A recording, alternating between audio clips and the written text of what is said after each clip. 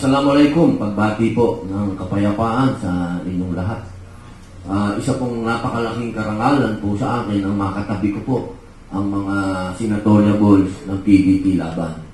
Sapagkat alam niyo po, kahit po ang ating mahal na chairman ay nakapiit sa dahig, ang kanya pong iniisip ay kayo pa rin. Medyo emotional lang ako. Pasensya na kayo. Alam niyo po, kami pong lahat doon ay iniisip namin ang health ng ating dating Pangulo, pero ang iniisip niya kayo. Nandito po ako dahil utos niya. Sa totoo lang, ayoko na umuwi. Hindi ko na ho matanggap ang mga nangyayari sa bayan, pero ang order, itawid kayo.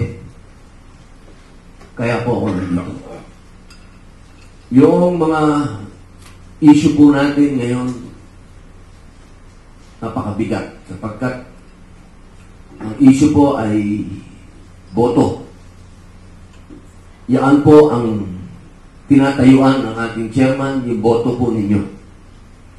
Kaya mga mahal kong kababayan, ito pong issue na ito ay issue natin lahat. Hindi po ito issue lang namin sa PDP, kundi issue po ito ng sambayanang Pilipinas. Sapagkat ang pagboto po, yan po ay nasa konstitusyon. Malinaw po ito sa ating konstitusyon. Ang bawat Pilipino sa kanyang tamang edad ay dapat bumuboto, lalaki, babae, anumang kasarian. Kahit nasaan ka mang lugar. Yung pong pagboto ay meron po yung sinusunod na alituntunin. Meron po yung espiritu. Ano po ba yung espiritu na yon? Yung ikaw ay pumupunta sa lugar ng botohan, nararamdaman mo na sumusulat ka, nandoon ka sa voting precinct, ramdam mo na ikaw ay bumuboto, kapangyarihan mo yun, kalayaan mo yun na bumoto kung sinong mamumuno sa iyo. Ito pong issue ng online. Sa totoo lang po, ako po'y galing sa ibang bansa. Nanggaling po ako ng The Hague, nanggaling po ako ng Germany, nanggaling po ako ng Poland, nanggaling po ako ng Qatar, at ibang lugar pa na hindi opisyal na na-post. Lahat po. Hindi ko po sinasabing merong pumapayag sapagkat wala po akong nakausap na pumapayag sa online. Lahat po sila ang pakiusap. Gusto po nila yung dati nilang ginagawa, kung ano yung kinaugalian nila. Hindi po ako nandito para makipagkontrahan sa COMELEC kung ano ang gusto ng COMELEC o kung ano. Hindi po. Yung puso po ng OFW ang ipinunta ko dito. Ang puso po nila, medyo alanganin po sila sa online. Meron pong nagsasabi, ang gusto nila, mag-boycott na lang. Iyon po yung mga pinuntahan ko sa malalayong lugar. Dahil meron pong mga OFW, ang sigaw nila, boycott na lang. Naku po, pinuntahan ko po yan at kinausap ko sa kanila. Kahit po mag-travel ako ng ilang oras, pinuntahan ko po sila. At sinabi ko, huwag kayong mag-boycott dahil napakahalaga na kayo po ay bumoto. Ang sinasabi nila, hindi namin kasi gusto tong online. Sinasabi ko po sa kanila, sa ngayon, sana po ay mag-enroll kayo. Kahit ako na po ang sumama sa inyo, mag-enroll po kayo sapagkat kailangan po ninyong bumoto. Pero hanggang sa pag-alis ko po, ang sinasabi nila, ginawa lang namin to para sa chairman namin, kay PRRD. Magpapakumbaba kami, susunod kami sa iyo, Senator Padilla.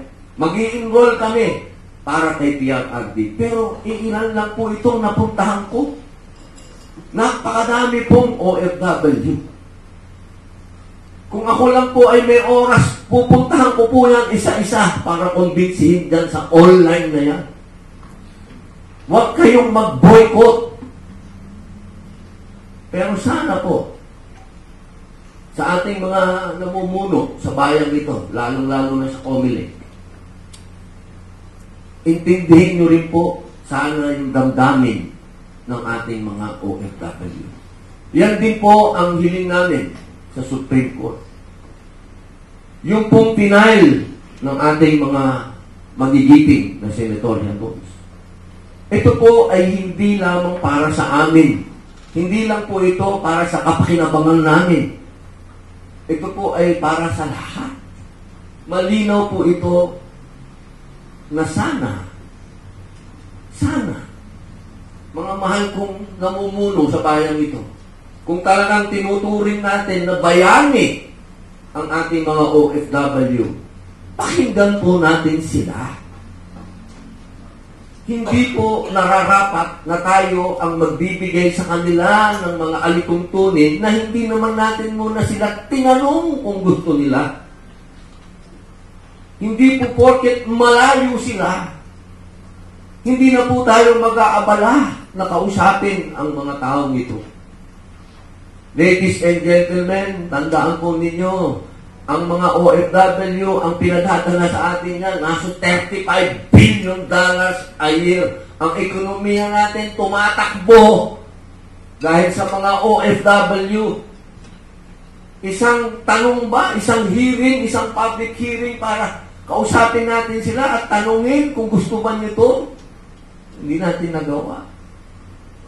Sana po, ang huli nating sandigan ay ang Supreme Court. Tayo po ay kumakatok sa puso ng ating mga hustisya, sa ating mga kinikilalang sila po ang magiging kakampi ng taong bayan, hindi po kakampi ng PDP. Ito pong ginagawa namin, hindi po ito para lang sa kapakinabangan ng PDP. Ang hinihingi po namin, sana mabigyan ng tamang panahon at oras ang mga OFW na masabi nila na itong online ay takot na takot po sila. Wala po ako talagang pagsisinungaling dito. Hindi naman po ako kailanman naging sinungaling. Well, marami akong naging babae, pero wala pong kasinungalingan doon. Minahal ko lahat yan. Ito pong sinasabi ko sa inyo, nakausap ko po talaga ang mga OFW at sila po ang nagsasabi na delikado at parang wala silang tiwala sa online. Yun lamang po. Maraming salamat. Mabuhay po kayo.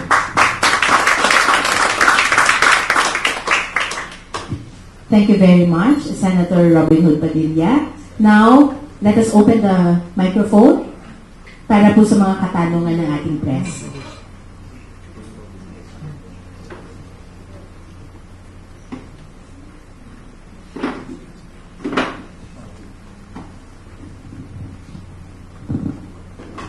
Good afternoon po, gentlemen. MJ Mondihar po for SMNA News. Kaya Attorney Torion, sir, if hindi tayo makakuha ng tulong mula sa Supreme Court, ano po ang safeguards na gagawin ng partido para po mapanatag ang loob ng mga bagong bayani ng bayan, mga overseas Filipino workers? Actually, ongoing yung discussion yan ngayon, no? And ang PDP Laban, may suggestion po ako at mukhang pipikapin po.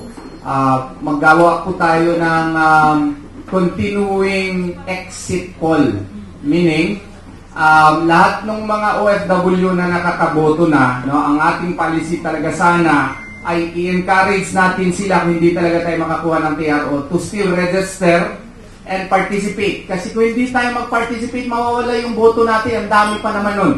And meron kaming parang statistics na mataas, more than 80% po yung atin doon. So, minihimok namin sila to participate, register po tayo, and then one way by which we can have clear data as to the votes that are garnered by our senatorial candidates is mag-continuing exit polls tayo. request kami ng volunteers per area. For example, in Hong Kong, Singapore, no? Maggawa sila ng parang command center na online. Tapos lahat ng nakakaboto, no? I-report nila doon, state nila yung pangalan nila, tapos sino yung binutuhan nila, para may data talaga, clear data kung sino yung binutuhan nila, para malalaman natin na ano yan, published yan. Mayroon tayong ongoing na counting. Oo. Para kung may plano man na i-hack or whatever, alam nila more or less yung data natin in a particular area.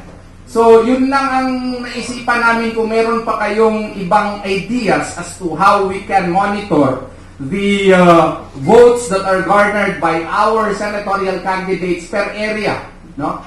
So, yun po ang isang naisipan natin, yung continuing poll exit. No? Kasi 1 month yung voting eh.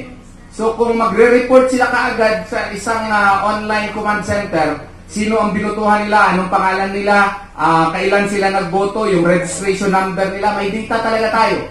So we can have clear data per area. Singapore, Hong Kong, doon sa Canada, doon sa Dubai. Alam natin kung more or less yung data na nagagarner ni Attorney Raul Lambino, ni Attorney Jimmy Bondo, ni Pastor Apollo Sikipuloy. So alam natin.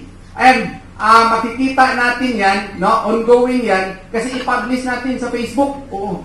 Makikita natin at alam natin. And then, paglabas ng resulta ng COMELEC, at least makompare natin kung maliciously, what you call this, different from our online poll exit, no? Which should be credible, no? At least may masabi tayo, no? May clear data tayo. At mapinpoint pa natin kung sino yung mga registered voters na overseas na nagboto talaga kasi nagpa-register talaga sila. Yun po ang isa pong nakikita kong paraan na at least man lang meron tayong panangga kung ano man ang magiging resulta ng online voting. Thank you very much, Attorney Torion. Before po natin tawagin yung susunod na magtatanong, may we request Attorney